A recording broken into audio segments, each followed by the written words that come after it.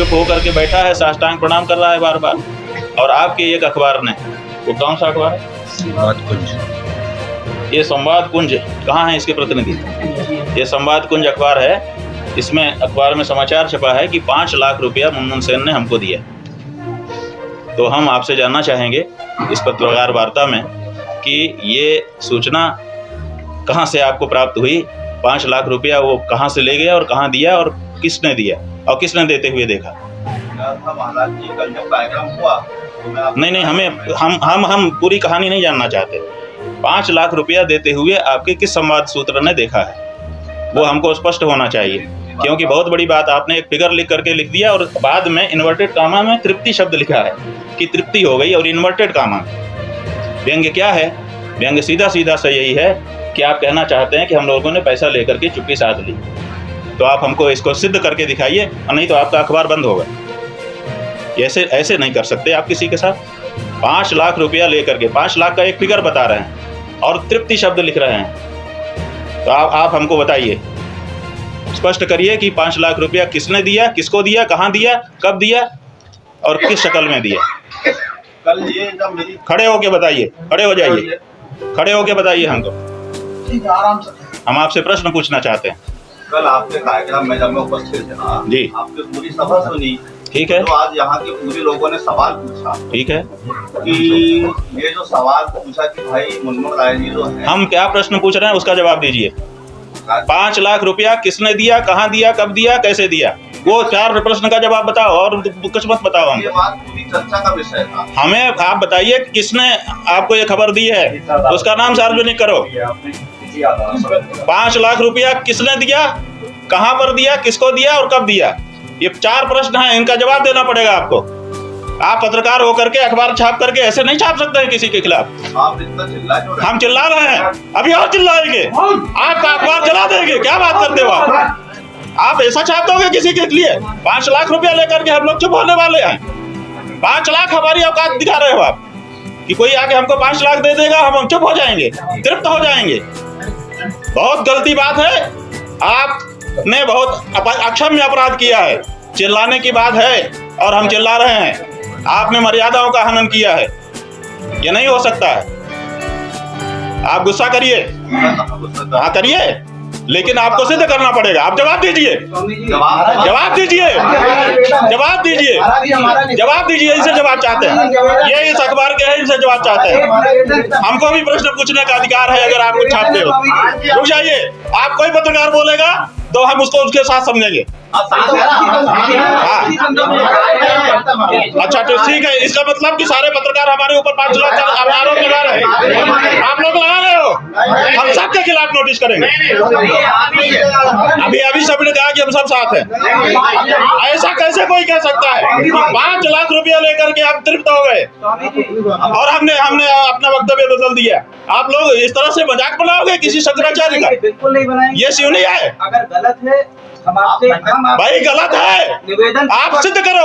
आपने छापा है, आपका दायित्व बनता है कि आप इसको सिद्ध करिए कि 5 लाख रुपया किसने दिया, किसको दिया, कहाँ दिया, कब दिया। आप ये 4 प्रश्न का जवाब दीजिए। निवेदन पूर्वक आपसे कहना 4 प्रश्नों का जवाब ये जो अखबार है संवाद कुंज, इसको देना पड़ेगा। हम निवेदन, इसको जवाब देना पड़ेगा। अब उनको देना पड़ेगा। तो फिर आप क्यों बोल रहे हो? हम इसलिए बोल रहे हैं कि ये चूंकि पत्रकार बिरादरी की बात है और भाई पत्रकार बिरादरी है तो आप सब साथ में हो। ये ठीक है, बर्दाश्त के काबिल नहीं है। ठीक है, ठीक है, आप जाइए, सब लोग जाओ, हमें कोई दिक्कत नहीं है। लेकिन गलत छापोगे तो आपको भी हम सवाल के घेरे में खड़ा करेंगे।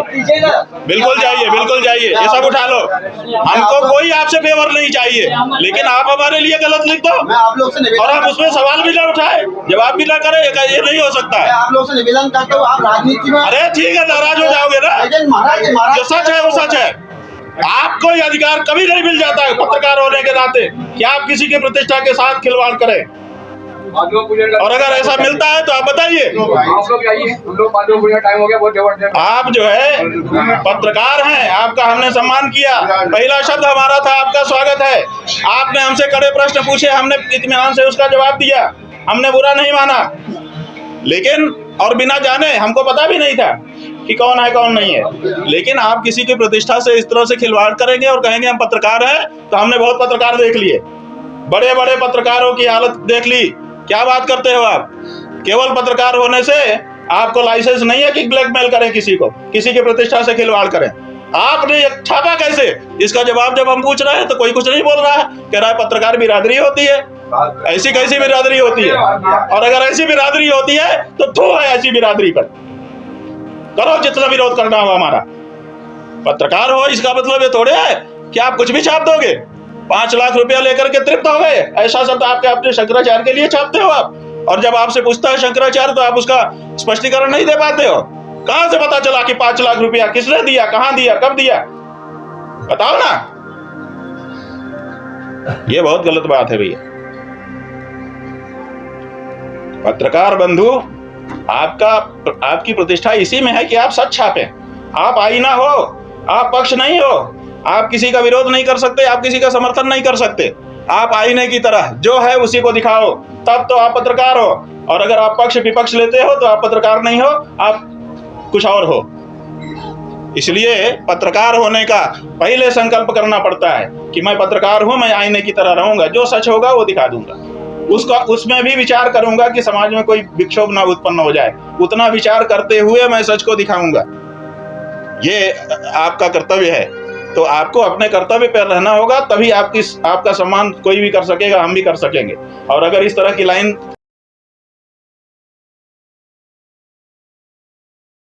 स्वागत है।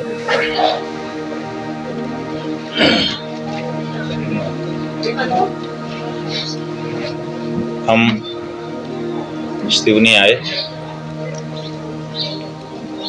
क्योंकि जगत गुरु शंकराचार्य जी महाराज, जो हमारे गुरु जी महाराज थे, उनकी ये जन्मभूमि है। उनकी जन्मभूमि के दिघोरी के दर्शन करने तो हम पहले ही आ गए थे, लेकिन सिवनी के लोगों का कहना था आप सिवनी नहीं आए। तो हमने सिवनी का यह कार्यक्रम बनाया और यहाँ के मठ मंदिर में जाकर के वहाँ भगवान का दर्शन किया। कल सायंकाल थोड़ी देर के लिए यहाँ के स्थानीय लोगों से संवाद भी हमारा हुआ और हमको अच्छा लगा। यहाँ पर हमने बुजुर्गों से सुना था कि एक संस्कृत पाठशाला थी, आजकल वो नहीं चल रही है। तो हमने ये इच्छा व्यक्त की है कि यहाँ के स्थानीय लोगों का सहयोग मिले तो उस पाठशाला को फिर से आरंभ किया जाए, क्योंकि यहाँ की जो आवश्यकताएं हैं विद्वानों की, उसकी पूर्ति अगर यहीं से हो तो अच्छा होगा। यहाँ के बच्चों को बहुत दूर जा कर के अध्ययन करना पड़ता है, तो माता पिता उनको भेजने में संकोच करते हैं और इसलिए पास में अगर पाठशाला हो जाएगी तो यहाँ पर भी अध्ययन होगा। इसके अतिरिक्त हमारे पीठ पंडित जी हैं, उनका ये कहना था कि यहाँ पर महाराज श्री की कीर्ति का एक स्तंभ होना चाहिए। हमको बड़ी प्रसन्नता है, कल हमको सभा में बताया गया कि यहाँ की नगर पालिका ने वह प्रस्ताव पारित कर दिया है, नक्शा भी बन गया है और आने वाले 2-3 महीनों में इसका कार्य आरंभ होने वाला है। तो ये तो हमारी बात थी। हमने पूछा था यहाँ के हमारे जो सहयोगी हैं कि कोई मुद्दा हो जिस पर प्रेस कॉन्फ्रेंस करनी हो, तो उन्होंने कहा यही मुद्दा है कि एक बार पत्रकारों से आपका मिलना हो जाए। तो मूल तो बात वही है, आप सबसे मिल करके अच्छा लग रहा है। महाराज जी, एक सवाल का जनमानस में जी, उसका मैं लोगों की तरफ से पूछना चाह रहा हूँ जी। नाम तो नहीं बता पाऊंगा क्योंकि हम लोगों से जो लोग पूछते हैं उनके अंदर खुद में इतना सामर्थ्य नहीं होता कि वो अपनी बातें रख पाए, तो हम एक पब्लिक रिप्रेजेंटेटिव पेश करते ठीक है, हम समझते हैं। तो एक सवाल ये आ रहा था कि आप जैसे जो उच्च कोटि के साधु सन्यासी होते हैं, मतलब जिनको देख के पूरा समाज चलता है, तो आप लोग की हर विधि जो होती है शास्त्रोक्त होती है, मतलब जो चीज शास्त्र में है कहीं ना कहीं वो आपकी चर्या में झलकता है। तो अपने जो जगत गुरु हैं स्वामी स्वरूपानंद सरस्वती जी महाराज, जिनको सिवनी की जनता बहुत मानती है, उनका जब महाप्रयाण हुआ, जब मतलब वो नहीं रहे, उन्होंने अपने शरीर का त्याग किया, तो उसके बाद उसी उनके जो पार्थिव देह थी उसके सामने जो है घोषणा हुई। तो ऐसी कौन सी शास्त्रोक्त विधि है जहां किसी के पार्थिव देह को सामने रखकर उसका जो अधिकार रहता है उसकी मतलब घोषणा की जाती है? क्योंकि ऐसा माना जाता है कि गृहस्थ भी रहता है तो गृहस्थी 13 दिन इंतजार करती है। तो मतलब एक प्रश्न ये आया था उस समय, क्योंकि 1 साल पुराना था और कभी ऐसा अवसर नहीं आ पाया। और सामान्यतः बहुत कम मैं प्रेस कॉन्फ्रेंस में आ पाता हूँ, तो इसके पूर्व में भी जब आपने उल्लेख किया कि रजनीश सिंह जी के यहाँ कुछ पत्रकार करते थे तो सूचना मुझे भी थी, पर मैं आ नहीं पाया। और आज सुबह भी जब मनोज भैया ने मुझे फोन किया था तो मैंने कह दिया था कि मैं नहीं आऊंगा, पर फिर लोगों ने कहा भैया ये भी एक चीज है, हमको वो शास्त्र का उल्लेख चाहिए कि जो पूज्य महाराज जी ने अपना इच्छा पत्र दिया था वो अगर 15 दिन बाद या 2 महीने बाद भी खुलता तो वो तो बदल नहीं जाता, वो तो वही रहता जो हमारे पूज्य महाराज जी ने अपनी इच्छा व्यक्त की थी पत्र में। तो वो कौन सी शास्त्रोक्त विधि थी जिसमें अपन एक पार्थिव देह के समक्ष ऐसा करते हैं? लोग चाह रहे थे कि उसका वर्णन जो है समझाते हुए। अपने पास पूरा समय है ना, कोई हड़बड़ी तो किसी को नहीं है? नहीं, किसी को नहीं। ठीक है, तो ये उस बात की चर्चा कर रहे हैं। गुरु जी मैं नहीं, लोग पूछ रहे हैं, मैं ठीक है, आपके पास पहुंचाऊंगा, हमने मान लिया, प्रसारण करूंगा। हमने मान लिया। आपके पूरे सम्मान को ध्यान में रखते हुए मैं इस चीज को मतलब लोगों की तरफ से आपसे पूछ रहा हूँ। आपको ये जो अंदेशा है ना कि हमको बुरा लग रहा है, नहीं, ऐसा बिल्कुल मत मानिए। आपका सवाल है, जनता की ओर से है, आप उसको पूछ रहे हैं और हम आपके माध्यम से उसका जवाब दे करके लोगों के समाधान के लिए प्रस्तुत है। समाधान इतनी सी बात है। लोग तो आप ऐसा मत मानिए कि इससे हमको कुछ अटपटा लगेगा। सवाल तो सवाल होता है, किसी के मन में जब आ जाता है तो उसको मथने लगता है, इसलिए उसका जवाब हो जाना चाहिए, स्पष्टता हो जानी चाहिए। तो आपने अच्छा प्रश्न पूछा है और निसंकोच होकर के पूछा है, तो हमको अच्छा लगा, कोई हमको इसमें खराबी नहीं। ये पूज्यपाद ज्योतिष पीठाधीश्वर और द्वारका शारदा पीठाधीश्वर जगत गुरु शंकराचार्य ब्रह्मलीन स्वामी स्वरूपानंद सरस्वती जी महाराज के ब्रह्मलीन होने पर उनके देह के समक्ष, पार्थिव देह जिसको कहते हैं, उसके समक्ष ही जो उनके दोनों उत्तराधिकारियों की घोषणा हुई, उसी के संदर्भ में ये प्रश्न है जी कि कुछ रुका जा सकता था, रुक करके करना चाहिए था, ऐसा आम लोगों का मानना है। क्यों नहीं रुके, उसी समय क्यों कर दिया, ये यही प्रश्न है ना। हमने ठीक समझा है आपके प्रश्न को और कह रहे हैं कि उसमें शास्त्र क्या है, विशेष करके शास्त्र पर जोर दिया जा रहा है, क्योंकि जो आचार्यों का आचरण है वही लोगों के लिए उदाहरण बनता है। यद्यदाचरति श्रेष्ठः तत्तदेवेतरो जनः सहयत् प्रमाणम कुरुते लोकस्तदनुवर्तते। ये भगवत वाणी है और इसमें कहा गया है कि श्रेष्ठ लोग जिस तरह का आचरण करते हैं उसी का अनुकरण सामान्य लोग करते हैं। इसलिए श्रेष्ठ लोगों का जो आचरण है वो शास्त्रोक्त होना चाहिए, विचारित सुविचारित होना चाहिए, मनमाना नहीं होना चाहिए। तो बिल्कुल ठीक बात है, उचित है। अब आप कहते हैं कि शास्त्र क्या है, और शास्त्र के साथ साथ आपने पूछा नहीं, वो हम आपको बताना चाहेंगे कि शास्त्र के साथ साथ परंपरा भी देखी जाती है। कहीं कहीं शास्त्र होता है, कहीं कहीं परंपरा होती है, और कहीं कहीं दोनों होते हैं, तभी किसी कार्य को किया जाता है। जहाँ सीधे सीधे शास्त्र होता है वहाँ पर तो शास्त्र का आलम्बन ले लिया जाता है, शास्त्र वाक्य का आधार लेकर के कार्य किया जाता है। जहाँ सीधे सीधे शास्त्र वाक्य नहीं होता है वहाँ पर परंपराओं को देखा जाता है। तो यहाँ पर क्या था, परंपरा निभाई गई कि शास्त्र निभाया गया कि दोनों निभाए गए, यही प्रश्न है। तो हम आपको बताना चाहेंगे कि आदि शंकराचार्य ने ये 4 मठ बनाए थे और उन्होंने इन पर अपने 4 शिष्यों को अभिषिक्त किया, और अभिषिक्त करके उन्होंने एक मठामनाय महानुशासन नाम से संविधान पीठों का बना दिया। वो यहाँ पर तो हमारे पास नहीं होगा, अगर आप कहेंगे तो आजकल व्हाट्सएप से तुरंत आ जाता है, तो हम वो मंगा करके आपको उपलब्ध भी करा देंगे। तो ये जो मठामनाय महानुशासन है, ये बुक ऑफ कमांड इसको अंग्रेजी में कहते हैं, माने इसी के आधार पर शंकराचार्य पीठों का संचालन होता है। इसमें भगवान शंकराचार्य जी ने सब कुछ कह दिया है जो कहा जाना चाहिए। जब भी कोई संस्था का निर्माण जैसे करता है तो उसके लिए आजकल बायलॉज नियमावली बनाता है, तो उसी तरह से ये बायलॉज है शंकराचार्य पीठों का, और ये मैंडेटरी है, माने आवश्यक है। तो उस में ये कहा गया है एक एवाभिषेच्य स्याद् अन्ते लक्षण सम्मतः, ये वाक्य है जो हम अभी याद होने के कारण आपको सुना रहे। इसका मतलब है कि एकस्य आचार्यस्य अन्ते एक एव लक्षण सम्मतः अभिषेच्यः। जब एक आचार्य का अंत हो जाए, अंत से यहाँ पर शरीर के अंत का तात्पर्य है व्यवहार की दृष्टि से, तब लक्षण सम्मत, जिसमें जो लक्षण ऊपर हमने बताए हैं उन्होंने लक्षण भी बताए, शुचिः जितेन्द्रियः वेद वेदांगादि विशारदः योगज्ञः सर्वशास्त्राणां समदास्थानम् आप्नुयात्।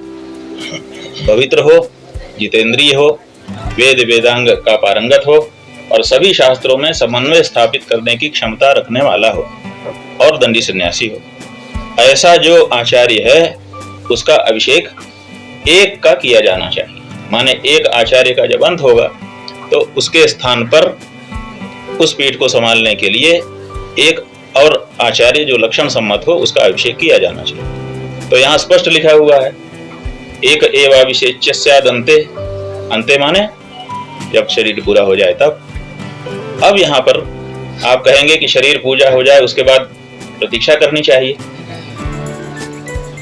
है ना, यही आपका कहना है। अंत में तो होना ही था, इतना तो आप भी मान रहे हैं कि एक आचार्य का अंत हो जाएगा तो दूसरे आचार्य को आना होगा, लेकिन आप ये कह रहे हैं कि प्रतीक्षा कर लेनी चाहिए। तो ये प्रतीक्षा के बारे में कौन सा शास्त्र है कि कितनी देर तक प्रतीक्षा की जाए? आप कह रहे हैं कि गृहस्थों के यहाँ 13 दिन तक बर्ताव किया जाता है। आपको पता होना चाहिए कि गृहस्थ जब शरीर छोड़ता है तो उसकी प्रेत संज्ञा होती है और सूतक लग जाता है। सूतक में शुभ कार्य नहीं हो सकते हैं, इसीलिए गृहस्थ के घर में अगर ऐसी कोई परिस्थिति होगी तो सूतक के कारण उसके यहाँ ऐसे शुभ कार्य नहीं हो सकेंगे। लेकिन सन्यासी का शरीर जब छूटता है तो सूतक नहीं लगता है। पहली बात तो ये जान लीजिए। दूसरे, जो गृहस्थ होता है जब वो शरीर छोड़ देता है तो उसका शरीर अमंगल हो जाता है, उनको संस्कार करने के लिए छूना पड़ता है। तो वो जो मृत शरीर को छू लेते हैं उनकी स्नान से शुद्धि होती है। जब हम किसी मृतक के शरीर माने अंतिम संस्कार में भाग लेते हैं तो अगर हमने छुआ ना भी हो उस शरीर को, तब भी पीछे पीछे अगर उस मृत शरीर के चल पड़े हैं थोड़ी दूर तक, तो जब घर के लौट के आएंगे तो हमारी माता पहले से ही घड़ा में पानी लेके दरवाजे पे खड़ी होगी, दरवाजे के बाहर ही हमारे ऊपर पानी डाल देगी कि नहा करके ही घुस सकते हो, बिना नहाए घुस नहीं सकते, ठीक है ना।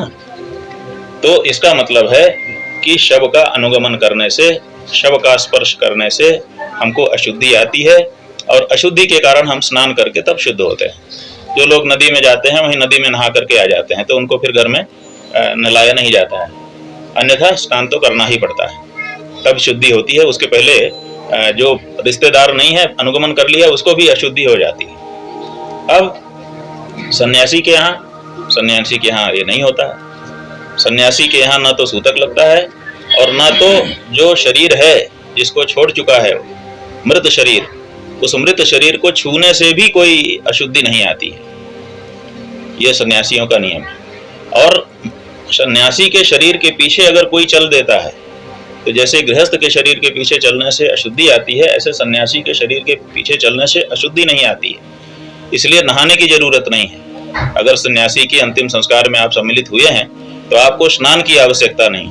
और शास्त्र में लिखा है, वचन हमको याद नहीं है, आप कहेंगे हम बिल्कुल उपलब्ध कराएंगे, ये तो रिकॉर्ड हो ही रहा है। तो वहाँ लिखा हुआ है कि अगर कोई व्यक्ति सन्यासी की समाधि में सम्मिलित हुआ है और उसके मन में ये आ गया कि हम अशुद्ध हो गए और वो नहाता है तो उसको दोष लगेगा। माने उसके मन में ये नहीं आना चाहिए कि मैं अशुद्ध हो गया, और सन्यासी के पीछे पीछे, उसके शव के पीछे पीछे चलेगा, उनकी समाधि में उनको जाके परिक्रमा करके प्रणाम करेगा, तो उसको अश्वमेध यज्ञ का फल मिलता है। तो सन्यासी का मामला अलग होता है, वहां सूतक पातक नहीं लग रहा है। एक बात इसी तरह से जैसे ये सन्यासी का मामला हमने बताया, ऐसे ही जो राजा होता है, राजा भी सूतक से इतर होता है। ये जो अभिषेक किया जाता है ना, आसन पर बैठा करके तीर्थों के जल से मंत्र पढ़ करके अभिषेक किया जाता है, तो हमारे यहाँ ये अभिषेक आचार्य का होता था। आ जाइए, रास्ता बना के ले आ दो धीरे से, उधर से अगर रास्ता हो तो ऐसे घुमा के भी ला सकते। जो मूर्धाभिषेक होता है, उस अभिषेक का परिणाम क्या है? वो अभिषेक क्यों होता है? वो अभिषेक इसीलिए होता है कि आज से इनको हम समस्त बंधनों से मुक्त करते हैं, अब इनको कोई सूतक नहीं लगेगा। तो राजा को भी सूतक नहीं लगता है। राजा के पिता भी गुजर जाएं तो राजा को सूतक नहीं है, राजा की माता भी गुजर जाए तो राजा होने के कारण, क्योंकि उसका अभिषेक हो चुका है, तो राजा जो है वो सूतक से दूर होता है, इसलिए उसको भी सूतक नहीं लगता है।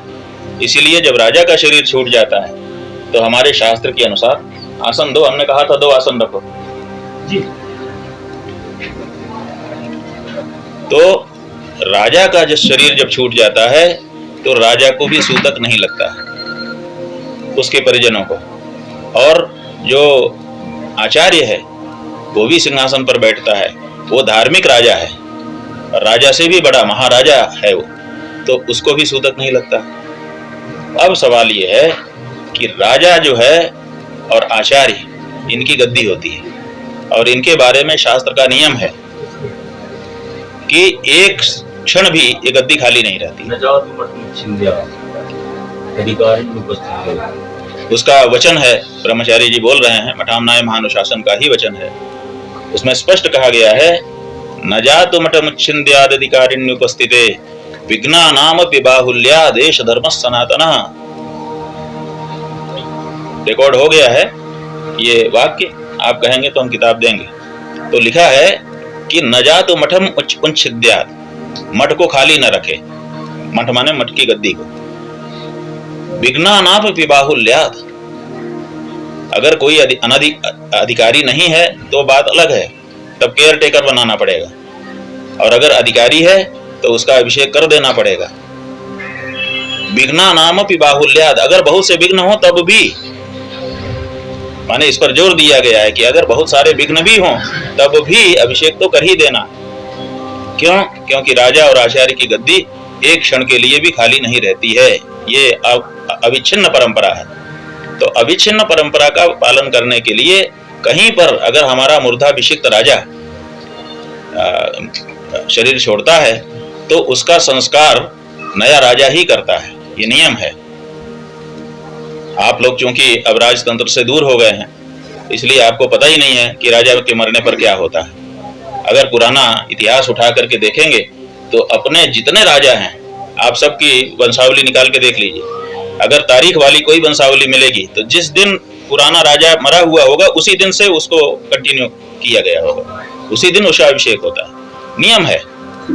जो अंतिम राजा थे हमारे पृथ्वीराज चौहान, आप उनका इतिहास इंटरनेट में निकाल करके देख लीजिए। जिस दिन उनके पिताजी गुजर गए थे उसी दिन उनका अभिषेक हुआ था। और अभी अगर आपको जानना हो तो आप इंदिरा गांधी का 84 का दृश्य याद कर लीजिए। जब इंदिरा गांधी को मार दिया गया तो उसी रात को 11 बजे उनका शरीर, शाम को डिक्लेरेशन हुआ सूर्यास्त के समय लगभग, और दोपहर में उनके ऊपर गोली चलाई गई थी, शाम तक बताया नहीं गया। और रात को 11 बजे नए प्रधानमंत्री की शपथ जब राजीव गांधी को दिला दी गई, उसके बाद उनका संस्कार हुआ, क्योंकि वो प्रधानमंत्री रहते हुए मरी थी। तो गद्दी खाली नहीं रह सकती है एक क्षण के लिए भी। तो जब पुराना राजा जाता है, मुसलमानों के यहाँ, मुस्लिम देश जो है उनका इतिहास आप निकाल कर देख लीजिए, वहां भी किंगडम है, और वहां पर भी जब नया राजा अभिषिक्त हो जाएगा तब पुराने के मरने की घोषणा होती है कि पुराना राजा शरीर छोड़ चुका है, अब नए राजा ये होंगे, और उसकी देखरेख, क्योंकि जो संस्कार होना है राजा का, उसका नेतृत्व कौन करेगा?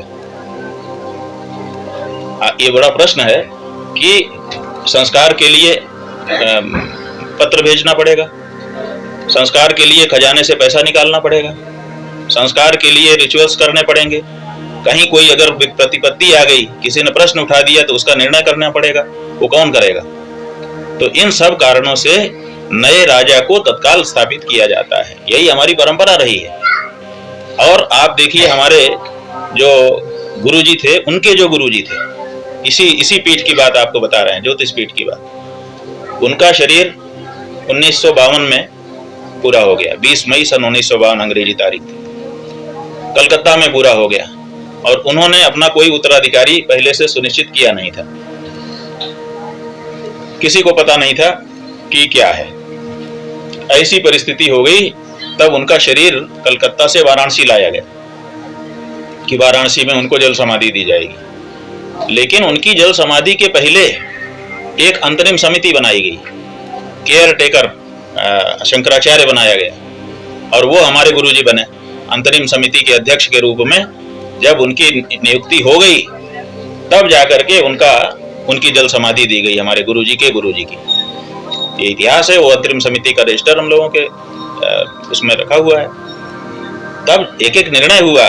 जब वो नया केयर टेकर ही सही नया शंकराचार्य बन गया, तब उसने निर्देश दिए कि ये किया जाए, ये किया जाए, ये किया जाए। तब उसका लोगों ने माना और तदनुसार कार्य हुआ। तो ये अपने यहाँ की शास्त्र मर्यादा भी है, परंपरा भी है और सुस्थापित परंपरा है।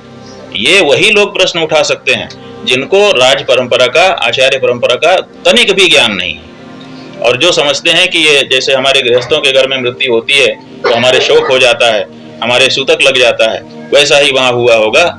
तो ऐसा सोचने के कारण ही इस तरह का प्रश्न लोगों के मन में उठता है। और अगर आप इस पे और जानना चाहेंगे तो हम 25 प्रमाण 25 राजाओं के ला करके आपको उपलब्ध करा देंगे और आचार्यों के भी। हुआ था उसी दिन वो आचार्य हो गए और आचार्य होकर के ही उन्होंने समाधि करवाई। ये सर्वत्र हमारी आचार्य परंपरा का सर्वत्र का यही नियम है। जहाँ पर कोई उपलब्ध नहीं होता है, जैसे ब्रह्मानंद सरस्वती जी महाराज के बारे में हमने बताया कि उनका कोई उत्तराधिकारी उपलब्ध नहीं था, तो अंतरिम समिति बना करके उसका अध्यक्ष महाराज जी को बनाया गया। फिर उनके निर्देश में हुआ।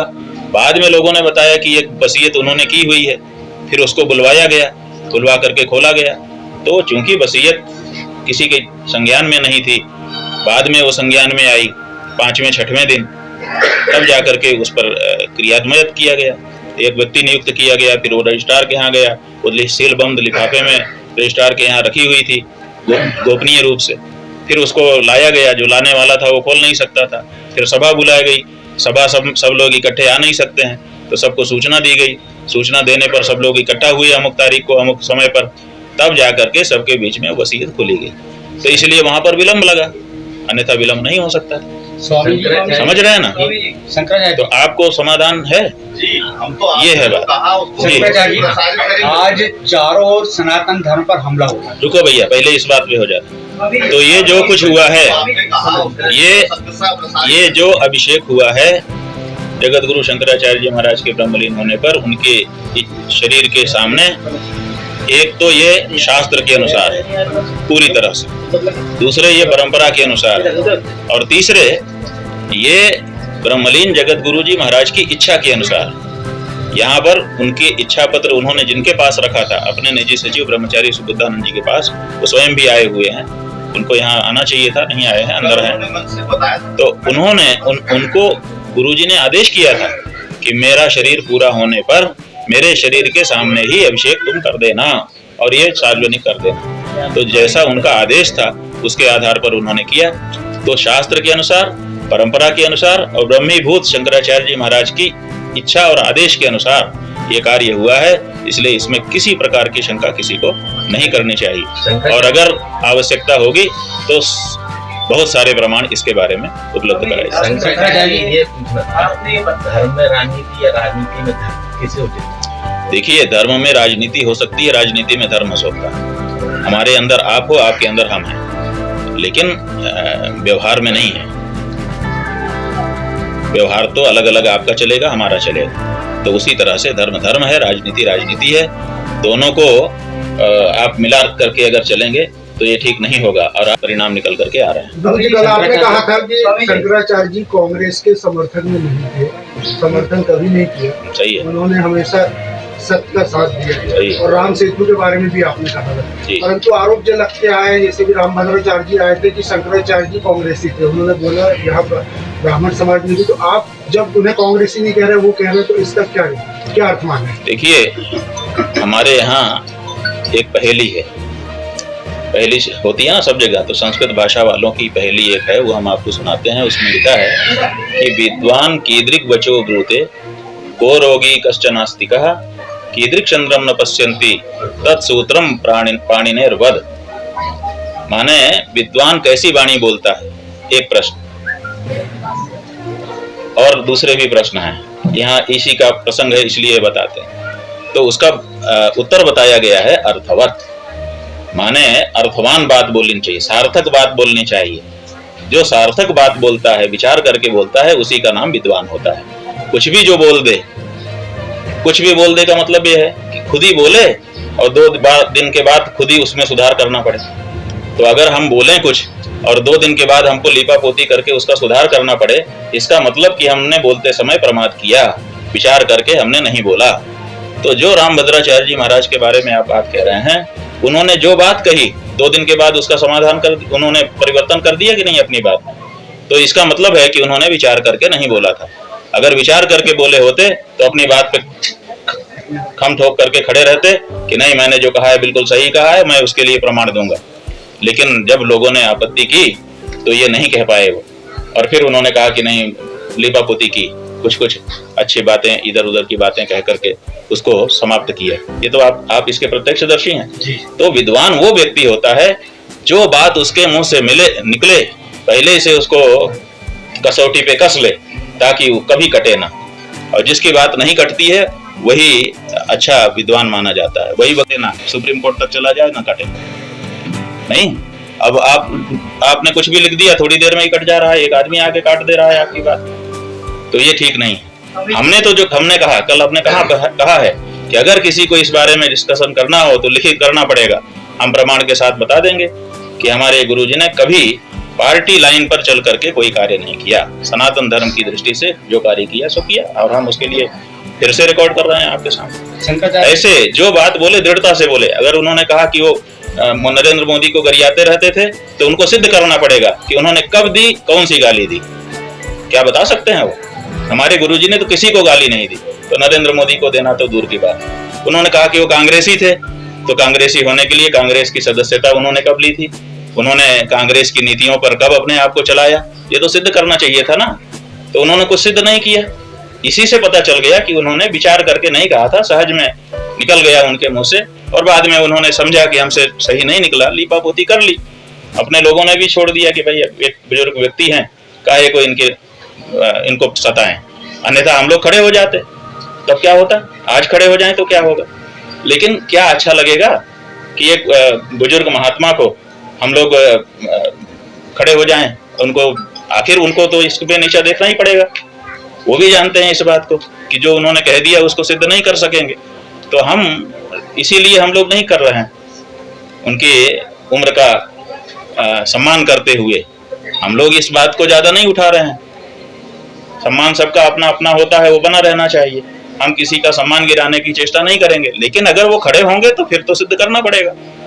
उन्होंने कहा, लोगों ने उस पर विरोध किया, तुरंत वो पलट गए, फिर उन्होंने जयकारा भी लगा दिया, फिर उन्होंने कह दिया मेरे बड़े भाई थे, ये थे, बस बात खत्म हो गई। शंकराचार्य जी, सनातन पर जो हमला हो रहा था उस पर क्या कहना चाहिए? होड़ सी लगी हुई। देखिए, हमला किस पे होता है? हमला उस पे होता है जो लोगों को चुभता है और जो मजबूत होता है। तो सनातन जो है मजबूत है, इसीलिए इसका सामना कर पाना लोगों के लिए मुश्किल हो रहा है। इसीलिए तरह तरह के षड्यंत्र आज से नहीं सदा से होते रहते हैं। हिंदू ही कर रहे हैं। नहीं, हिंदू कैसे करेगा? वो तो ऐसा है कि अब हिंदू भी तो कई तरह के हो गए। एक राजनीतिक हिंदू है ना, राजनीति में काम बनाने के लिए। देखिए, नहीं, एक नेता ने अपने पिता को ही सार्वजनिक रूप से अपमानित कर दिया था। यही राजनीति तो है, अपने बहुत दूर थोड़े बात गई है। तो राजनीति करने वाले जो लोग हैं, जो राजनीति को महत्व देते हैं, उनके आचरण उनके ढंग के होते हैं, उस पर अपने लोग ज्यादा नहीं कह सकते। तो जो ये सनातन के ऊपर बात कही गई है, ये राजनीति की दृष्टि से कही गई है। इनका विरोध नहीं करना चाहिए। इनका विरोध नहीं करना चाहिए। विरोध करने से तो बढ़ेंगे। उन्होंने वक्तव्य क्यों दिया है? ये जो रामभद्राचार्य जी ने वक्तव्य दिया ना, ये यूं ही दे दिया लापरवाही में, लेकिन उन्होंने सोच समझ के दिया है, क्योंकि जितना विरोध करोगे उतना ही बढ़ेंगे। आप देखिए, उदयनिधि मारन को कोई नहीं जानता था, रामभद्राचार्य जी, लेकिन जैसे ही उन्होंने कहा कि सनातन धर्म डेंगू है, ये है, वो है, पूरा देश जान गया, तो उनका फायदा हुआ कि नुकसान हुआ? तो ऐसे लोगों की बात की उपेक्षा कर देनी चाहिए। विरोध करने से वो बढ़ जाते हैं, और बढ़ करके देखिए, मायावती ने गांधी जी को शैतान की औलाद कह दिया था, और आप लोगों ने खूब फैलाया, चारों तरफ से विरोध हुआ, परिणाम ये हुआ कि वो मुख्यमंत्री बन गई उत्तर प्रदेश में। नहीं समझे आप? तो इसलिए ऐसी बातों की उपेक्षा करने से काम बनता है, विरोध करने से उनको ही बढ़ोतरी हो जाती है। वो क्या समझते हैं सनातन के बारे में? शब्द का अर्थ तो जानते नहीं। सना का मतलब होता है सदा, और तन का मतलब होता है रहने वाला। जो सदा रहने वाला है उसी का नाम सनातन है। जो सदा रहने ही वाला है, पहले से तय है, उसको कैसे नष्ट करोगे तुम? उससे हम क्या बात करें? अरे बात लेवल पे की जाती है ना, तो ऐसे लोगों की उपेक्षा करने से ही ठीक रहता है। ये महानुशासन के बारे में आपने बताया, उसमें ये परंपरा कि शंकराचार्य जी का चयन कैसे होगा, ये भी होगा? हाँ बिल्कुल है, बिल्कुल, क्यों नहीं। देखिए, एक एवा विशेष्य स्याद अन्ते लक्षण सम्मतः। जो लक्षण सम्मत होगा वही अभिषेच्य होगा, माने उसी का अभिषेक हो सकेगा। तो ये तो लक्षण सम्मत आचार्य के बारे में निगाह करना पड़ेगा, दृष्टि दौड़ानी पड़ेगी। तो सबसे पहला दायित्व किसका होता है? जो रिमेनिंग शंकराचार्य, माने जो पीठासीन शंकराचार्य है, उसका ये दायित्व है कि वो आगे के शंकराचार्य के बारे में निश्चय कर दे, क्योंकि वो शंकराचार्य स्वयं है। वो समझता है कि एक शंकराचार्य के लिए शंकराचार्य की क्या क्या योग्यताएं होनी चाहिए, और ये संभाल सकेगा कि नहीं संभाल सकेगा। तो जो पीठासीन शंकराचार्य होते हैं, धर्म का प्रचार करने के साथ ही साथ अपने उत्तराधिकार के बारे में भी वो चिंता करते रहते हैं। और इसीलिए प्रायः अपने शिष्यों में से, जैसे आदि शंकराचार्य जी ने अपने शिष्यों में से 4 को, वैसे अनेक शिष्य थे उनके, उनमें से 4 को ढूंढ करके निकाला और उनका अभिषेक किया। उसी तरह से जो पीठासीन शंकराचार्य होते हैं, वो अपने शिष्यों में से किसी को योग्य समझते हैं तो उसका नाम आगे बढ़ाते हैं। और उनकी वसीयत का मतलब, वसीयत के बारे में भी आप लोग समझ लीजिए। वसीयत वैसी नहीं है कि जैसे कोई गृहस्थ अपनी प्रॉपर्टी किसी को दे दे, मालिकाना है, ऐसी वसीयत का यहाँ ऐसा तात्पर्य नहीं है। यहाँ वसीयत का मतलब है प्रस्ताव। तो उन्होंने इसीलिए 2 प्रस्ताव कर दिए, 2 लोगों के नाम उठा दिए। अब अगर ये दोनों लोग उनकी दृष्टि में तो योग्य ही है, तो वो हो जाएंगे। अगर उनकी दृष्टि के अतिरिक्त जो 3 और शंकराचार्य हैं, उनकी दृष्टि में अयोग्य होंगे, तो वो लोग इस पर ऐतराज करेंगे। 3 शंकराचार्य बचते हैं एक पीठ के बारे में, तो तीनों का अगर ऐतराज होगा तो फिर सनातन धर्म के दूसरे लोग भी विचार करेंगे। और 3 में से अगर बहुमत विरोध कर रहा है, माने 2 कह रहे हैं कि गलत है, तब भी विचार हो जाएगा। विचार कौन करेगा? विचार वही तीनों शंकराचार्य करेंगे, और कौन करेगा? और कोई नहीं। और कौन करेगा? बताओ। पहला अधिकार तो उनका है ना। पहला अधिकार पीठ पर जो आचार्य विराजमान है, जो गद्दी खाली करेगा, उसका है पहला अधिकार। वो अगर नहीं करता है या अयोग्य को कर देता है, तो फिर दूसरे 3 को अधिकार है। अब वो 3 भी अगर अपना दायित्व नहीं निभाते हैं, तो फिर समाज के लोगों का अधिकार है। जो विद्वान हैं, जो परंपरा से जुड़े हैं, उन्हीं का तो अधिकार होगा। ईसाई मुसलमान आके तो शंकराचार्य बनाएगा नहीं, जानता भी नहीं है, समझता भी नहीं है। तो जो हमारे सनातन धर्म के शंकराचार्य परंपरा के अद्वैत फिलॉसफी के विद्वान हैं, वो आकर के इसमें अपनी वो करेंगे। तो पीठ परिषद बनी हुई है, सब जगह पर पीठ के विद्वानों का संगठन है, तो वो सब विद्वान लोग के विचार करते हैं। तो यहाँ पर क्या हुआ? यहाँ पर जो पीठाचार्य थे, उन्होंने कहा कि ये दोनों योग्य हैं, इसलिए इनका नाम मैं प्रस्तावित करता हूँ बस इच्छा पत्र के माध्यम से। उसके बाद 3 पीठ जो बचते थे, उनमें से 2 पीठ के लोगों ने समर्थन कर दिया, तो निर्णय हो गया। जब सुप्रीम कोर्ट में मुकदमा जाता है, तो वहां पर 3 जज, 5 जज बैठते हैं, 7 जज बैठते हैं, 9 जज बैठते हैं। संविधान पीठ जब बैठती है, तो उसमें से बहुमत जो होता है वही फैसला मान्य हो जाता है। विरुद्ध फैसले भी आते हैं, लेकिन वो रिजेक्ट कर दिए जाते हैं। जैसे 9 जज हैं और 5 ने अगर मान लिया और 4 विरोध कर रहे हैं तो 4 का नहीं सुना जाता है, तो बहुमत के अनुसार फैसला हो जाता है। वही हमारे यहाँ प्रक्रिया है कि 3 शंकराचार्य हैं, 3 में से बहुमत जिधर हो जाएगा वो मान लिया जाता है। अच्छा, तो वो यहाँ पर हुआ। गुरु जी, अभी बिहार में जाति सर्वे के आंकड़े आए हैं, उसके बाद लगातार हर राज्यों में मांग हो रही है जाति आधारित जनगणना की। आप क्या सोचते हैं जाति को लेकर? देखिए, बात यह है कि एक तरफ तो हमारे देश का संविधान कहता है कि भेदभाव हटाओ। हम शंकराचार्यों की उपेक्षा किस कारण से हो रही है? देखिए, शंकराचार्य तो धर्म के सम्राट है ना, लेकिन धर्म सम्राट का कोई प्रोटोकॉल आज नहीं मिल रहा है हमारे देश में। देखिए, ईसाइयों का एक आचार्य है, उसको उन्होंने 2 किलोमीटर के एक जगह को देश घोषित कर दिया है, उसको वहां का राष्ट्रपति घोषित कर दिया है, ताकि तकनीकी तौर पर जिस भी देश में जाए वहां का राष्ट्रपति उसका स्वागत करे। उन्होंने तो प्रोटोकॉल दिया है।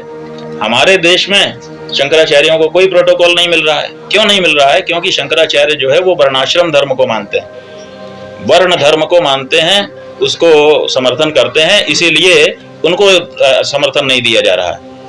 क्यों? यहाँ समरसता का वातावरण हमको बनाना है। जब आपको समरसता का वातावरण बनाना है तो आप फिर जाति की गणना क्यों करा रहे?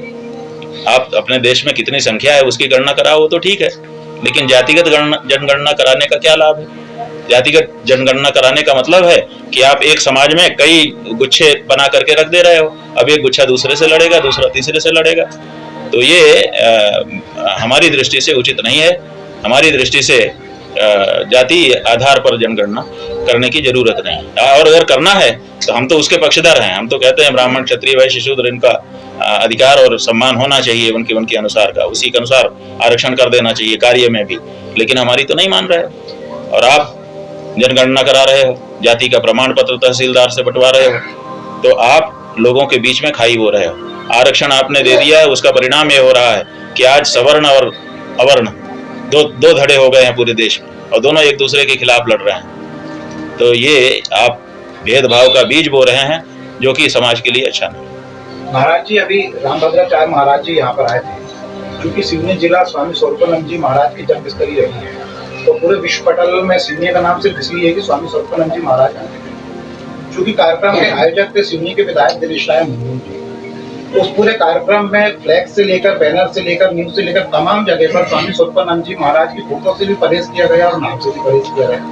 कार्यक्रम में रामभद्राचार्य महाराज जी ने ब्रह्मलीन स्वामी स्वरूपानंद जी महाराज के लिए क्या टिप्पणी की थी, किसी ने छूटा नहीं। बाद में जब स्वामी स्वरूपानंद जी महाराज के शिष्यों को जब इस बात का आघात लगा तो उन्होंने इसका विरोध भी किया और ये कहा कि यदि अपने रामभद्राचार्य महाराज जी की टिप्पणी से सिवनी विधायक दिनेश राय मुर्मू मतलब उनका यदि संतुष्ट है तो वो स्वीकार करना चाहिए, और यदि नहीं है तो उनका इसका विरोध करना चाहिए। तो जब तक उनका प्रोग्राम रहा तब तक दिनेश राय मुर्मू जी ने उस कार्यक्रम का ना तो खंडन किया, ना ही उसके वक्तव्य का खंडन किया। जब स्वामी स्वरूपानंद जी महाराज का जन्मोत्सव मनाया गया तो वहां पर वो आशीर्वाद लेने भी पहुंचे, और उसके बाद जब आपका आगमन हुआ तो आप उनके निवास स्थान पर पहुंचे। तो जो भक्त हैं स्वामी स्वरूपानंद जी महाराज का मन में जिनका आस्था है, सम्मान है, तो उनका ये कहना पड़ा कि जिन्होंने हमारे गुरु को लेकर ऐसी वाणी बोला और जिन्होंने कार्यक्रम करवाया तो उन्होंने उसका खंडन नहीं दिया, तो उनके निवास पर पहुंचना कितना उचित है? देखिए, बात यह है कि आप एक कार्यक्रम में एक वक्तव्य को आधार मान करके आप अभी तक किसी व्यक्ति के द्वारा किए गए सारे कार्यों को बुला देना चाहते हैं, तो हम ऐसा नहीं कर सकते।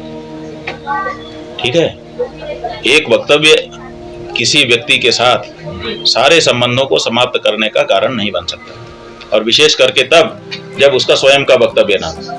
अगर वो स्वयं कुछ कह देता तो बात अलग थी, कड़ाई से विरोध किया जाता। उसने एक ऐसे व्यक्तित्व को बुलाया था जिसके सामने वो भी नहीं कह सकता कि ऐसा मत बोलिए, कोई नहीं कह सकता। सम्मान के साथ किसी को बुलाया है, हम ही आए हैं, तो जो हमको बुलाने वाला है ये भरद्वाज हमको कह सकता है कि ये बोलिए या मत बोलिए, नहीं कर सकेगा। मर्यादा है, एक शिष्टाचार है। तो ऐसी स्थिति में मुनमुन राय का इसमें क्या दोष निकलता है? मुनमुन और बैनर पोस्टर पर फोटो नहीं था, तो जब रामभद्राचार्य जी का कार्यक्रम हो रहा है तो उसमें महाराज जी की फोटो का कोई मतलब नहीं रहता। किसी का भी कार्यक्रम होगा तो उसमें हाँ ऐसा कोई हो जो पूरी तरह से बस काम जुड़ा ही हो, जैसे हम कोई कार्यक्रम करें तो हम तो अपने गुरुजी का फोटो रखेंगे। लेकिन मुनमुन राय तो विधायक है ना, मुनमुन राय तो क्षेत्र का प्रतिनिधि है। वो क्षेत्र प्रतिनिधि होने मात्र से वो किसी का भी कार्यक्रम करेगा उसमें गुरुजी का फोटो रखेगा, ऐसी अपेक्षा हम लोग नहीं करते। तो हमारा ये मानना है कि इसमें मुनमुन राय का सीधा कोई दोष नहीं, और राजनीतिक व्यक्ति है, पहले ही उसको बहुत डैमेज हो गया रामभद्राचार्य जी के कहने से। अब वो खंडन करे चाहे समर्थक करे, इधर कुआ उधर खाई, तो वो कहाँ जाएगा बेचारा। अगर वो खंडन करता तो गड़बड़ी और मंडन करता तो गड़बड़ी, तो बेचारा चुप होकर के बैठा है, साष्टांग प्रणाम कर रहा है बार बार। और आपके एक अखबार ने, वो कौन सा अखबार है? संवाद कुंज। ये संवाद कुंज कहाँ है इसके प्रतिनिधि? ये संवाद कुंज अखबार है। इसमें अखबार में समाचार छपा है कि 5 लाख रुपया मुनमुन सेन ने हमको दिया। तो हम आपसे जानना चाहेंगे इस पत्रकार वार्ता में कि ये सूचना कहाँ से आपको प्राप्त हुई? 5 लाख रुपया वो कहाँ से ले गया और कहाँ दिया और किसने दिया और किसने देते हुए देखा? महाराज जी कल जब कार्यक्रम हुआ तो नहीं, हमें हम पूरी कहानी नहीं जानना चाहते। 5 लाख रुपया देते हुए आपके किस संवाद सूत्र ने देखा है, वो हमको स्पष्ट होना चाहिए। क्योंकि बहुत बड़ी बात, आपने एक फिगर लिख करके लिख दिया और बाद में इन्वर्टेड कामा में तृप्ति शब्द लिखा है कि तृप्ति हो गई, और इन्वर्टेड कामा में व्यंग्य क्या है? व्यंग्य सीधा सीधा सा यही है कि आप कहना चाहते हैं कि हम लोगों ने पैसा लेकर के चुप्पी साध ली। तो आप हमको इसको सिद्ध करके दिखाइए, नहीं तो आपका अखबार बंद होगा। ऐसे नहीं कर सकते आप किसी के साथ। 5 लाख रुपया लेकर के 5 लाख का एक फिगर बता रहे हैं और तृप्ति शब्द लिख रहे हैं। तो आप हमको बताइए, स्पष्ट करिए कि 5 लाख रुपया किसने दिया, किसको दिया, कहां दिया, कब दिया और किस शक्ल में दिया। कल ये जब मेरी खड़े होके बताइए, खड़े हो जाइए, खड़े होके बताइए हमको। हम आपसे प्रश्न पूछना चाहते हैं। कल आपके कार्यक्रम में जब मैं उपस्थित था जी, आपकी पूरी सभा सुनी। ठीक है। तो आज यहाँ के पूरे लोगों ने सवाल पूछा, ठीक है, कि ये जो सवाल पूछा कि भाई मुनमुन राय जी जो है, हम क्या प्रश्न पूछ रहे हैं उसका जवाब दीजिए। 5 लाख रुपया किसने दिया, कहाँ दिया, कब दिया, कैसे दिया, वो 4 प्रश्न का जवाब बताओ और कुछ मत बताओ ये हमको। बात पूरी चर्चा का विषय था। हमें आप बताइए किसने आपको ये खबर दी है, उसका नाम सार्वजनिक करो। 5 लाख रुपया किसने दिया, कहां पर दिया, किसको दिया और कब दिया, ये 4 प्रश्न हैं, इनका जवाब देना पड़ेगा आपको। आप पत्रकार होकर के अखबार छाप करके ऐसे नहीं छाप सकते हैं किसी के खिलाफ। आप इतना चिल्ला क्यों रहे हैं? हम चिल्ला रहे हैं, अभी और चिल्लाएंगे, आपका अखबार जला देंगे। क्या बात करते हो आप ऐसा छाप दोगे किसी के लिए? 5 लाख रुपया लेकर के हम लोग चुप होने वाले हैं? 5 लाख हमारी औकात दिखा रहे हो आप कि कोई आके हमको 5 लाख दे देगा, हम चुप हो जाएंगे, तृप्त हो जाएंगे। बहुत गलती बात है, आपने बहुत अक्षम्य अपराध किया है। चिल्लाने की बात है और हम चिल्ला रहे हैं, आपने मर्यादाओं का हनन किया है, ये नहीं हो सकता है। आप गुस्सा करिए, हाँ करिए, लेकिन आपको सिद्ध करना पड़ेगा। आप जवाब दीजिए, जवाब दीजिए, जवाब दीजिए, जवाब दीजिए। इनसे जवाब चाहते हैं, ये इस अखबार के हैं, इनसे जवाब चाहते हैं। हमको भी प्रश्न पूछने का अधिकार है अगर आप कुछ छापते हो। रुक जाइए, आप कोई पत्रकार बोलेगा तो हम उसको उसके साथ समझेंगे। अच्छा तो ठीक है, इसका मतलब कि सारे पत्रकार हमारे ऊपर 5 लाख का आरोप लगा रहे हैं। आप लोग लगा रहे हो, हम सबके खिलाफ नोटिस करेंगे। अभी सबने कहा कि हम सब साथ हैं। ऐसा कैसे कोई कह सकता है? 5 लाख रुपया लेकर के आप तृप्त हो गए और हमने अपना वक्तव्य बदल दिया। आप लोग इस तरह से मजाक बनाओगे किसी शंकराचार्य का? बिल्कुल नहीं बनाएंगे। ये क्यों नहीं है? अगर गलत है हम आपसे भाई गलत है, निवेदन आप सिद्ध करो। आपने छापा है, आपका दायित्व बनता है कि आप इसको सिद्ध करिए कि 5 लाख रुपया किसने दिया, किसको दिया, कहाँ दिया, कब दिया। आप ये 4 प्रश्नों का जवाब दीजिए। निवेदन पूर्वक आपसे कहना, 4 प्रश्नों का जवाब ये जो अखबार है संवाद कुंज, इसको देना पड़ेगा। हम निवेदन, इसको जवाब देना पड़ेगा। उनको देना पड़ेगा। तो फिर आप क्यों बोल रहे हो? हम इसलिए बोल रहे हैं कि ये चूंकि पत्रकार बिरादरी की बात है, भाई पत्रकार बिरादरी है तो आप सब साथ में हो। ये ठीक है, के काबिल नहीं है। ठीक है, ठीक है, आप जाइए, सब लोग जाओ, हमें कोई दिक्कत नहीं है। लेकिन गलत छापोगे तो आपको भी हम सवाल के घेरे में खड़ा करेंगे। बिल्कुल जाइए, बिल्कुल जाइए, ये सब उठा लो, हमको कोई आपसे फेवर नहीं चाहिए, लेकिन आप हमारे लिए गलत लिख दो मैं आप लोग से निवेदन और आप उसमें सवाल भी ना उठाए, जवाब भी ना करें, ये नहीं हो सकता मैं है। आप लोग से निवेदन करता हूँ, आप राजनीति में अरे ठीक है, नाराज हो जाओगे ना, लेकिन महाराज जो सच है वो सच है। आपको ये अधिकार कभी नहीं मिल जाता है पत्रकार होने के नाते कि आप किसी की प्रतिष्ठा के साथ खिलवाड़ करें, और अगर ऐसा मिलता है तो आप बताइए। टाइम हो गया, आप जो है पत्रकार हैं, आपका हमने सम्मान किया, पहला शब्द हमारा था आपका स्वागत है। आपने हमसे कड़े प्रश्न पूछे, हमने इत्मीनान से उसका जवाब दिया, हमने बुरा नहीं माना, लेकिन और बिना जाने, हमको पता भी नहीं था कि कौन है कौन नहीं है, लेकिन आप किसी की प्रतिष्ठा से इस तरह से खिलवाड़ करेंगे और कहेंगे हम पत्रकार हैं, तो हमने बहुत पत्रकार देख लिए, बड़े बड़े पत्रकारों की हालत देख ली। क्या बात करते हो आप? केवल पत्रकार होने से आपको लाइसेंस नहीं है कि ब्लैकमेल करें किसी को, किसी की प्रतिष्ठा से खिलवाड़ करें। आपने छापा कैसे? इसका जवाब जब हम पूछ रहे हैं तो कोई कुछ नहीं बोल रहा है, कह रहा है पत्रकार बिरादरी होती है।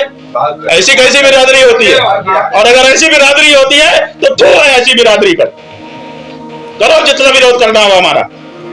पत्रकार हो इसका मतलब ये थोड़े है कि आप कुछ भी छाप दोगे। 5 लाख रुपया लेकर के तृप्त हो गए, ऐसा शब्द आपके अपने शंकराचार्य के लिए छापते हो आप, और जब आपसे पूछता है शंकराचार्य तो आप उसका स्पष्टीकरण नहीं दे पाते हो। कहां से पता चला कि 5 लाख रुपया किसने दिया, कहां दिया, कब दिया? बताओ ना। ये बहुत गलत बात है भैया। पत्रकार बंधु, आपकी प्रतिष्ठा इसी में है कि आप सच छापें। आप आईना हो, आप पक्ष नहीं हो, आप किसी का विरोध नहीं कर सकते, आप किसी का समर्थन नहीं कर सकते। आप आईने की तरह जो है उसी को दिखाओ, तब तो आप पत्रकार हो। और अगर आप पक्ष विपक्ष लेते हो तो आप पत्रकार नहीं हो, आप कुछ और हो। इसलिए पत्रकार होने का पहले संकल्प करना पड़ता है कि मैं पत्रकार हूं, मैं आईने की तरह रहूंगा, जो सच होगा वो दिखा दूंगा, उसमें भी विचार करूंगा कि समाज में कोई विक्षोभ ना उत्पन्न हो जाए, उतना विचार करते हुए मैं सच को दिखाऊंगा। ये आपका कर्तव्य है, तो आपको अपने कर्तव्य पर रहना होगा, तभी आपका सम्मान कोई भी कर सकेगा, हम भी कर सकेंगे। और अगर इस तरह की लाइन कोई छापेगा और अगर हम उससे पूछेंगे तो वो कहेगा कि मैं बहिष्कार करता हूं, और कोई अगर खड़ा होकर के कहेगा कि मैं पत्रकार बिरादरी का हूं, तो भैया आपकी बिरादरी, अगर एक मछली तालाब को गंदा कर देती है, एक अगर ऐसा व्यक्ति आपके बिरादरी में है तो पूरी बिरादरी आप लोगों को सुनना पड़ गया। देखिए क्यों सुनना पड़ गया? बिकॉज ऑफ ही, उनके कारण। तो इसलिए ऐसे लोगों को आप बिरादरी में मत शामिल करिए। आपकी बिरादरी की प्रतिष्ठा तभी बची रहेगी। और जवाब सवाल तो सबसे होता है, आप हमसे करेंगे और जरूरत पड़ी तो हम भी आपसे करेंगे। आप इससे बाहर नहीं हो। पत्रकार होने के नाते आपको कोई लाइसेंस नहीं मिला हुआ है ऐसा कि आप किसी के बारे में गलत खबर छाप दें। और इनको तो हम नोटिस देंगे ही, ये तो अखबार बंद होगा ही, ऐसा नहीं है। और ये जो बड़े बड़े संस्थान बैठे हैं ना, इनके खिलाफ भी अगर जरूरत पड़ी तो करेंगे, और इनके ऊपर भी कार्रवाई होती है। ऐसा नहीं है कि नहीं होती है। कोई ये ना समझे कि हमारा कुछ कोई नहीं कर सकता है। आप ऐसी खबर छापेंगे, कुछ पढ़िए तो आप लोगों ने पढ़ा नहीं है। लिखा है कि 5 लाख रुपया मनमोहन सेन ने दे दिया तो ये तृप्त हो गए, और तृप्त शब्द को इन्वर्टेड कामा में लिखा है। ये ऐसे स्वीकार किया जा सकता है? तो हम इनके खिलाफ कार्रवाई करवाएंगे और नोटिस देंगे और इनका अखबार बंद होगा। इसमें कोई वो नहीं है भाई। ठीक है, तो गुस्सा हमारा जायज है। गुस्सा किसके है? जो सच्चा है उसके लिए है, जो झूठा है और जो झूठे के साथ बिरादरी के नाम पे खड़ा है, उन दोनों के लिए हमारा गुस्सा है। और आपके किसी पे लगा ही नहीं गुस्सा। क्यों नहीं लगा? क्योंकि आप उस तरह के नहीं हो भाई। संदेश तो सब है ही है। संदेश आप जो पूछोगे हम सब बताएंगे। ये प्रकरण खत्म हो गया। अगला कोई प्रश्न पूछो भैया, अगला कोई प्रश्न पूछना हो पूछो। हिंदू राष्ट्र के बारे में आप क्या कहेंगे? हिंदू राष्ट्र की धारणा को लेकर बातें। हाँ भैया, बिल्कुल सही। देखिए ऐसा है कि हिंदू राष्ट्र, ये शब्द पिछले अनेक दिनों से अपने देश में गूंज रहा है। इधर से आवाज आती है, इधर से आवाज आती है, इधर से आवाज आती है, हिंदू राष्ट्र होना चाहिए, हिंदू राष्ट्र होना चाहिए। सुनने में हम लोगों को भी अच्छा लगता है। अरे अपना राज किसको अच्छा नहीं लगेगा?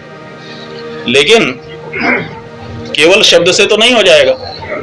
हमने ये कहा, बार बार कहा, आप पत्रकार बंधुओं के माध्यम से कहा कि जो लोग हिंदू राष्ट्र की बात कर रहे हैं उन सबको हिंदू राष्ट्र का कोई प्रारूप सामने लेकर के आना चाहिए कि हिंदू राष्ट्र जब होगा तो ऐसा होगा। अभी जो समस्याएं हैं उनका निराकरण हिंदू राष्ट्र हुए बिना नहीं हो सकता, और हिंदू राष्ट्र अगर हो जाए तो सब समस्याएं दूर हो जाएंगी।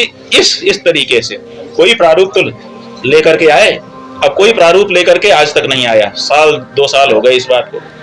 और जब पूछते हैं कोई पत्रकार कि क्या बदलाव आएगा, कहते हैं नहीं नहीं, किसी को जाने आने की जरूरत नहीं पड़ेगी, किसी को कुछ करने की जरूरत नहीं पड़ेगी। तो फिर इसका मतलब क्या है? इसका मतलब यह है कि जैसे गंगा को राष्ट्र नदी घोषित कर दिया गया है, जितना मल जल राष्ट्र नदी घोषित होने के पहले गंगा जी में गिरता था, आज उससे ज्यादा ही गिर रहा